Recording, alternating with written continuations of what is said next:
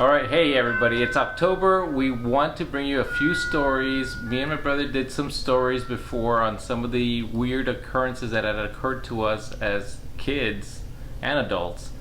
But today I'm here with my daughter Marisa, and we want to kind of continue on that trend because it is October, it is Halloween, and we want to tell you a little bit more. Charlie and I didn't go into too much detail on some of those stories, and I think maybe we can kind of clear some of those up, plus kind of give you a few others.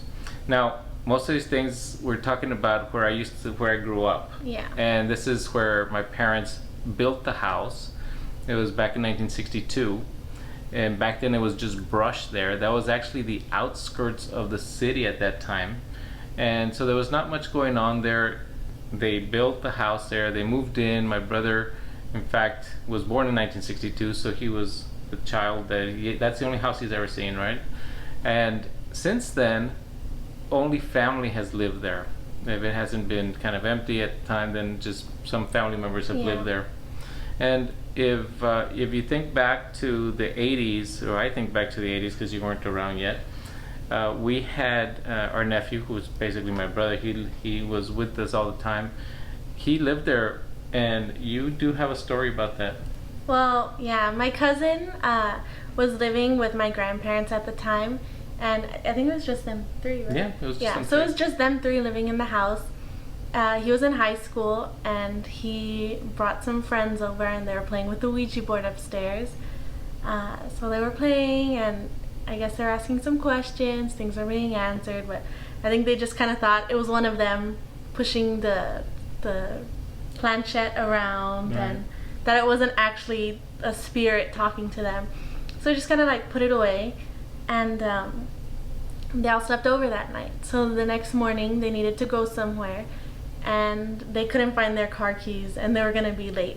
So they were looking around upstairs, they were looking around all downstairs, the kitchen, living room, everywhere, and they couldn't find their car keys. So one of them just brought up like, hey, why don't you just ask the Ouija board? Like, he was answering questions last night. Yeah, why not ask something about where the keys are? Yeah, it's weird. So they pulled out the Ouija board, and they asked, do you know where the keys are, or something along those lines, and it spelled out apple.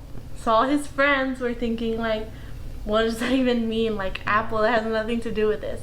But my grandma actually had a collection of clocks. So she had all types of clocks all over the house, in every single room. She had one with trains, one with birds, everything. And she had a clock shaped like an apple. Right. So when it spelled out apple, my cousin knew what it meant because there was only one apple in the house, and it was this clock. So they go downstairs to where the clock is, and underneath it she had like a fake plant inside, and the keys were in the little pot holding the fake plant, and none of the guys put it there. Yeah, and when it spelled apple, I remember Bo telling us that he felt kind of like a chill, like he knew exactly what that meant. Like he knew that that's where the keys were. There was also a story before Mom and Dad passed about when the house burned. In the middle of the night, a fire started by the air conditioner, I think. Yeah, in the back room, there was a window unit, and it sparked. And unfortunately, there was a sofa. Now that whole room is just basically brick and tile, so there was not much to catch fire there. But there was a sofa, and that caught fire, and then that caught right above was my parents' room. And that was catching fire from the roof up. Yeah, so the fire started in the middle of the night, and then my grandma woke up because someone was whispering in her ear, wake up. So she got up out of bed, and she actually started going down. The door was closed on the stairs. When she opened that, after she had smelled the smoke, she saw the smoke right there. So she closed that door again and went back to wake up Bolis and Dad, yes. So my grandma wanted to get out of the house quickly as possible, obviously. But my grandpa... he wanted to take his time. And I guess he didn't think it was that bad at the time. They told him the house is burning. So he was like, okay, let me put on my pants slowly. And he's there taking his time, getting dressed. And my grandma's like, I gotta get out of here. And My cousin got out of the house. Yeah, he jumped out the window and through the roof and down onto the... Yeah, so my grandma and my cousin were safe, and then the smoke got really bad inside the house as the fire was, getting bigger and bigger, and my grandpa was getting confused and lost, and my cousin had to go back in and rescue him. And he also says now that the screen door... the front door? Yeah, well, there was a screen door and the front door. Yeah. So, and the screen door was locked, and somehow Bo was able to get that door open. And the screen door is like metal, right? It's metal. He was able to get that. And the way he says, he goes, adrenaline takes over. So he opened that door somehow, and then he knocked down and pushed the door open because it was locked, right? And because nobody had gone out the front door, my mom, when she came down, she went out a side door that she was used to getting out of the house through. But she was the only one that used to use that door. So she was the only one that knew it was there, basically. But he got in and he was able to get my dad out. So it was able to prolong his life. Yeah, that's just crazy that the only reason that they woke up with good timing was because somebody whispered in her ear to wake up. We can progress to probably when my dad died. Okay. At that point. And I have a cousin that lives nearby the house, and he actually has a house next to where his parents would live. And one day he says, and he was telling us a story a few years back, that a friend of his came over, and they were in the front yard, and sitting outside talking. Now my cousin didn't know, but this person was maybe a little psychic or could see people, like a medium, possibly? Like a medium type of person. And so while they were there sitting, the medium or his friend saw somebody in front across the street, and basically he was yelling at my cousin, calling him Danny. Hey, Danny. Trying to get his attention. And so the medium, the friends told my cousin, hey, why aren't you paying attention to the guy over there? Why are you ignoring this guy? He's calling you. And Danny goes, there's nobody there. Yeah, I don't see anyone. There's nobody there. And what does he look like? So he went on and described who was my dad, basically. Saying how tall he was, he had black hair, it was kind of combed back. Like Chale. And he says that he's Tio Chale. Basically told him his name. He got Tio Chale, and so he was like, oh man, he's dead. He passed away. And then, what other story did you want to say about? I guess Diana's story with the phone. Yeah. Yeah, we mentioned this phone story my a little bit. and my Tio talked about this in the last video, but I don't think they gave as much detail. But basically, my dad has an older sister and an older brother. And his older sister is Diana, and she has 3 sons. So one of her sons got in a car accident, and the police were trying to get a hold of her. They're trying to call her, contact her, and they could not reach her. And so they went to Mom's house, right? They went to Mom's house to go contact her and say, your grandson was in this accident. We're trying to get a hold of his mom. We can't reach her. Can you please, get in contact with her? So Mom was about to call Diana, but Diana called her instead, panicking, saying that she got a voicemail from her dad who had already passed away, and she was so confused and concerned, like, what's going on? But before she could even tell my grandma any of this, my grandma was like, hurry up and get over here. Your son was in a car accident. You need to come over here. So Diana was thinking my dad was trying to reach me, like warn me, tell me something was happening, So later, after everything was settled with the car accident, my cousin's okay, by the way. Yes, after everything had settled down, Diana was telling us that she got a voicemail from my grandpa, and it just said his name. It said Carlos V. Cruz. In his voice. So that was like when you would call someone and you go straight to voicemail, it says like, please leave a message for, he said, Carlos V. Cruz. So she got a voicemail that said his name in his voice, like it was his voicemail message. But he had already been passed away for a couple of years. That phone Diana probably had it, I think. It wasn't even charged. No, nobody would use that phone. Yeah, and it was from his phone number. Yeah. Which no one was even using that phone. Right. They just had the phone still. Yeah. And that message lasted for a good time. Yeah, so she actually had that message on her phone for 4.5 years, right, until my grandma passed away, and then the message erased from her phone. And it just erased, and she tried to get it and retrieve it, and it just yeah, because she had kept it for so long, just because it was his voice. Yeah. Yeah, it was his voice, and so that was definitely a strange story, and thank you for explaining that a little bit better. Mm-hmm. But yeah, that was pretty scary. So another story that they talked about in their last video was my grandma arrived home, she drove in, and she noticed that there was a car parked outside of her house that she didn't recognize. She went to the front door. So at their front door they have a metal screen door and then the actual front door.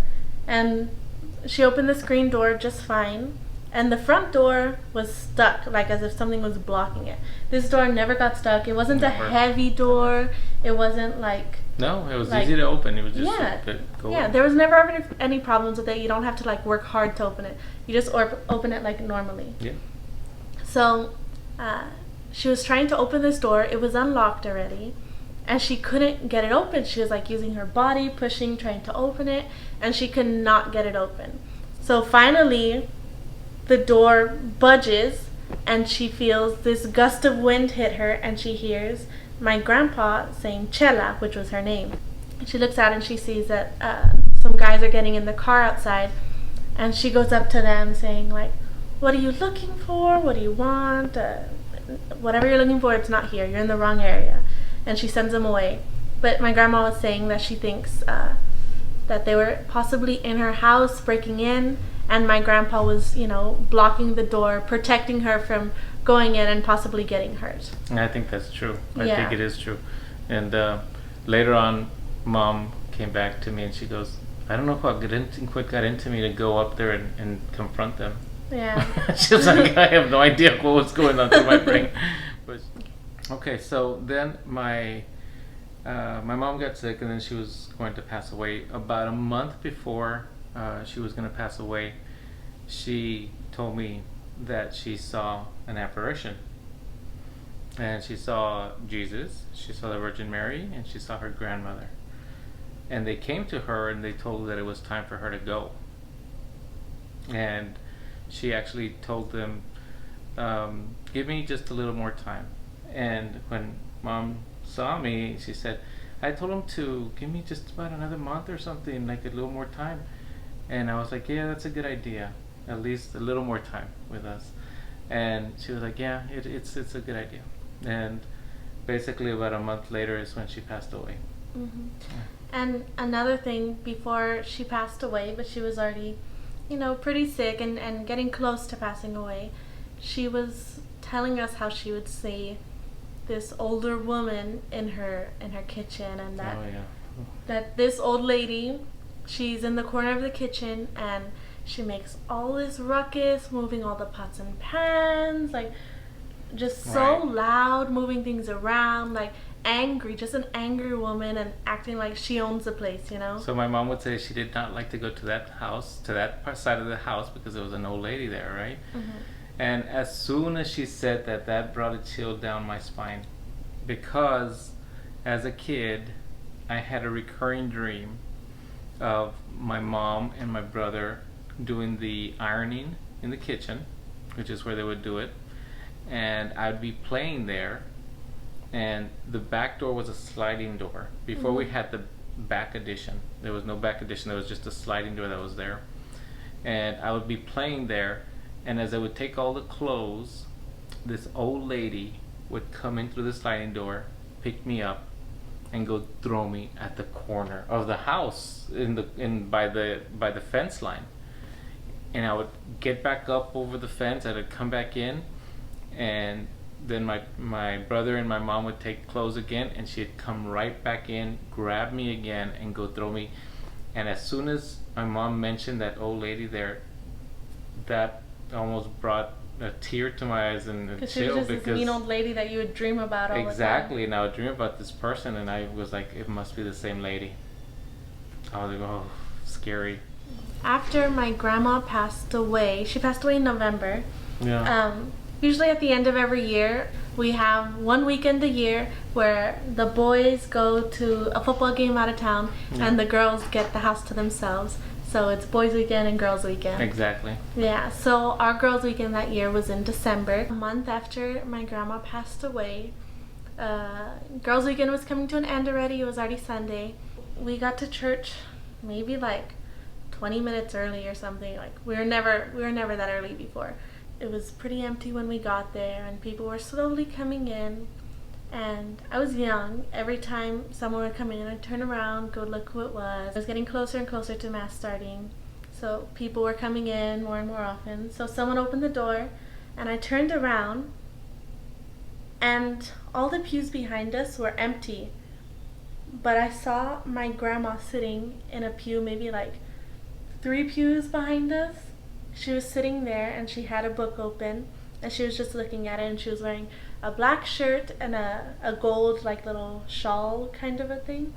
And I just saw her for a second, and I turned back around because I had only turned around to see who was at the door.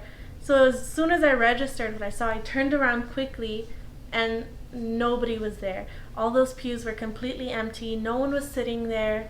No one could have gotten up that quickly. Like, it wasn't someone that looked like her. It was my grandma. And I remember you told me that she was wearing a necklace.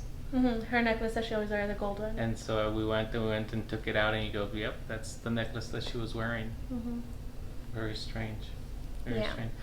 Well, there was another occurrence that happened here one day that my wife was on a ladder. I was asleep on the couch. It was a Saturday morning, so everyone in the house was asleep except for my mom. So I was asleep, and my wife was doing something in the pantry. She was changing the lights. Wow, was she? Yeah. That's terrible. So anyway, so she was doing what I was supposed to be doing, I guess, and so she fell down. She fell off the ladder. And she fell down off the ladder. She has a bad back. Yeah, and her back is bad, and she fell, and then she couldn't get up. Her back had been hurting for years already, and she fell off the ladder, onto her back, and she was just in so much pain. She couldn't move. She couldn't get up. So she was just calling for help, and everyone in the house was asleep. Yeah. So I was asleep, and then suddenly my mom comes to me in my dream, or in my mind, and she says, "Wake up right now, and wake up." And so I get up so that I can go help her, because she told me to go help Sandy. And so I get up and I go out there and I help my wife, and I tell her, I woke up because my mom told me to get up and come help you. Yeah. And that was the only reason I woke up. Now, because she was telling you in your dream, wake up, go help Sandy. And then my wife also had an experience like that. Back when me and my sister were in high school, my mom would come in and wake us up at 7 every morning so we could leave the house by 7:30. So if she didn't wake us up by 7 and we were already up, we would go into her room and wake her up because she overslept. So there was one morning that I had woken up a little early, and I was in my room getting ready, and my mom had overslept this morning, but I hadn't even noticed it was past 7 yet, so I hadn't gone to wake her up yet. And my parents, in their room, they have blackout curtains, so it's completely dark until you open the door or you turn on the lights or something. Because when you open the door, there's a window outside their room. So it's completely black in their room. And then someone walked into my parents' room, they opened the door, and they're standing next to the door. And since the light's behind them, my mom just sees like a silhouette of a girl, and she thought it was me or my sister. Me and my sister are pretty short. We're the same height. We're the same height as my grandma. Yeah. So she just assumed it was one of us. She goes, "Oh, thank you, I'm awake." Just seeing the light woke up my mom. So the person walked out of the room and closed the door. And my mom got ready, whatever, and then we're in the car driving to school, and my mom says, "Oh, thank you for waking me up this morning. I guess I was oversleeping." And I said, "No, I didn't wake you up this morning. I was in my room the whole time." And then she goes, "Oh, Brianna, thanks for waking me up this morning." Brianna goes, "You woke me up this morning. That wasn't me." And my mom was just kind of shocked, like, I saw one of you go into my room Nobody this else to morning wake and open the door, and there's no one else in the house There's that nobody that else looks that's like gonna- yeah, it's no. just our older brother, which it wasn't him. No. So, Yeah. So we think that was my grandma because she was the type of person like every morning she'd call us, make sure we're awake. We don't get to school late. Yes. Yeah. She was always a morning person. Exactly. Making sure Call me, everyone make was sure up. I was up also Yeah. to get to work and everything. So yeah. Yeah. So we do think that was probably her saying, think "Hey, so. get up." I think so. So there was one time where your sister Brianna got appendicitis and we had to take her to the hospital. But tell them what happened during that time. Yeah. So it was summer a couple years ago, and I was in my room. It was kind of late, probably like 1 in the morning. Mm-hmm. Yeah, it was about 1 in the morning. I was in my room, all the lights were off in my room, and the hallway outside my room had a light on. And I was just laying down in bed on my phone, and I hear my doorknob start jiggling, so I'm turning my head to see if see who's about to come in. And then my door swings open, and I'm looking, there's a hallway outside of my room, and nobody's there. So I freaked out because when I heard the doorknob jiggling, I didn't see anyone's feet at the bottom of the door. When it swung open, I didn't see anyone running out or anyone standing there. It was just open by itself. So I freaked out because it wasn't just like when the air condition pushes the door open or close like a little bit. It was like doorknob jiggling and swinging open. So I was like, that was creepy. I jumped out of bed and just ran out. And I was just so scared. And as I'm running out of my room, my mom's running upstairs, and she was like, "Oh, did your dad tell you?" I'm like, "Tell me what?" I'm just like freaking out over here. And she says, "Your sister needs surgery. We're taking her to the hospital. She has appendicitis." And I was like, "What? Okay." And I'm like, "Let me go with you, please." And I run to go put on my shoes. And then I run to the door and I see them drive off. Drive off without me. I was so scared. I'm sorry. It's okay. I called my mom and I was like, "Okay, sorry about Brianna. I hope she's okay, but you ditched me." Now I think of it as my grandma warning me, like, "Hey, get up, your sister's sick, she needs surgery." And yeah. So I take it like that. I think that's the way I would take it too. Yep. Yeah, it was perfect. just, I guess, perfect timing. She was like, "Hurry up, get out of here, your sister needs you." And we say it was mom because there's been a couple of other times that she's been seen. Oh, yeah. So I mentioned that I saw my grandma at church, but there was actually a few times that we had some friends over and they saw my grandma in the house. So when my grandma was closer to passing away, she would spend a lot of time here at the house with us. Yeah. We had a little wheelchair for her. It was like the motorized one, so Right. she'd go around the house in it. And there was one friend who came over, and he walked into the living room and saw my grandma sitting on the couch there, and he was like freaked out, like, "Oh, sorry," walks out because he didn't know anyone was in there. But it was actually my grandmother who had already passed away at the time. Right. And another friend on a completely separate occasion walked into the living room and he saw my grandma there on her wheelchair. And we did store the wheelchair in that room for a long time after she passed away. Yeah. It was always in that room because that room was kind of unused. Right. And he saw her there sitting in her wheelchair. So yeah, that's why we think it was her. And she had passed away already. So yeah, those are some of the stories about her. Mm-hmm. Okay, so we came back real quick because we wanted to throw in a couple more stories into the video. My grandpa was going to school up in Commerce to get his master's in the early 70s, and his apartment, it was kind of laid out like his room was here, there was a little hallway, and then his roommate's bedroom was there. So there was one particular night that he was already laying in bed, he was resting, all the lights were off in his room and in his in his roommate's room, and it was just the little hallway that had a light on, and his door was open, so there was some light shining into his room. Right, he had a little bit of light in there. So at that time, my dad actually, he was asleep, and then he woke up a little bit, and at the foot of his bed, he saw a silhouette of a man who he thought was Chon, who was my mom's uncle. And then he saw him move to the side of his bed, and he stood there not saying a word, just stood there. And at that time, then my dad realized something must be wrong. Yeah. So he decided to call my mom and ask her, what's wrong with Chon? What's going on? So my grandma was just completely shocked because Chon, which was her uncle, had actually passed away that day. And my grandma didn't want to tell my grandpa yet because he was at school. She didn't want to stress him out during the week, and she was going to wait a little bit of time before she told him. But he actually called her and said, what happened with Chon? That's and right. she's talking to him like, why? What do you mean? He says, I saw Chon standing at the foot of my bed in my room here. And there's times that people say that they come and they kind of give their farewell. Mm-hmm. I had a little bit of a farewell with another. There's another story to throw in real quick. Mm-hmm. There was a doctor that passed away, and he would call me Dave. And on a Friday, I was told that he was he was in the ICU, and he was pretty sick at that time. So I was praying for him, and I was really thinking about him a lot that weekend. And I was trying to pray, and I said, I'll go in on Monday and I'll see him Monday.